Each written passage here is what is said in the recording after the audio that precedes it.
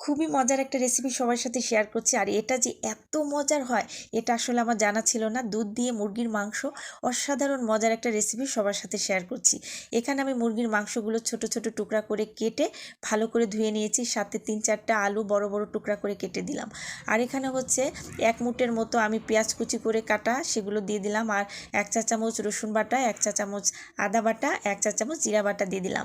সাথে হচ্ছে 1 চা চামচ লাল মরিচের গুঁড়া, 1/2 চা চামচের একটু বেশি ধনিয়ার গুঁড়া, বাট কিছু গোটা মশলা অ্যাড করেছি এখানে, তেজপাতা, দারুচিনি, লং, এলাচ আর গোলমরিচ দিয়ে দিলাম।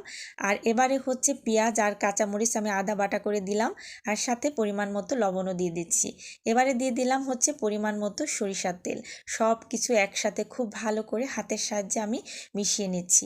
মিশানো হয়ে গেলে এবারে আমি এখানে দিয়ে দিচ্ছি 1/2 কাপের একটু বেশি গরুর দুধ। দুধটা আমি আগেই ভালো করে জাল করে নিয়েছিলাম। দুধটা দেওয়ার পর আবার একটু ভালো করে হাত দিয়ে মাখিয়ে নিলাম।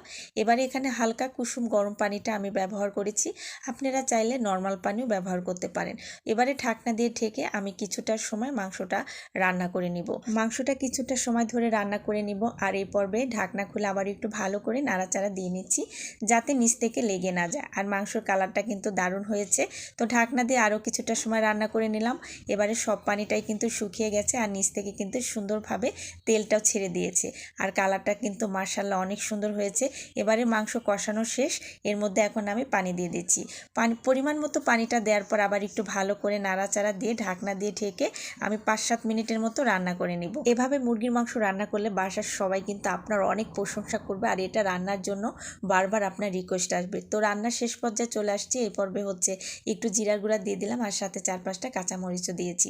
এটা পোলাও দিয়ে খেতে ভীষণ মজা লাগে, আর বাসার ছোট বড় সবাই তো অনেক পছন্দ করবেই। আর এটা দেখেন কি সুন্দর কালার হয়েছে, আর মাশাআল্লাহ ঘ্রাণটা কিন্তু অসম্ভব সুন্দর হয়েছে। আর ভিডিওটা ভালো লাগলে একবার হলেও ট্রাই করবেন। আর আজকের ভিডিওটা যদি এতটুকু ভালো লাগে প্লিজ একটা লাইক শেয়ার দিয়ে দেবেন। সবাই ভালো থাকবেন। আসসালামু আলাইকুম।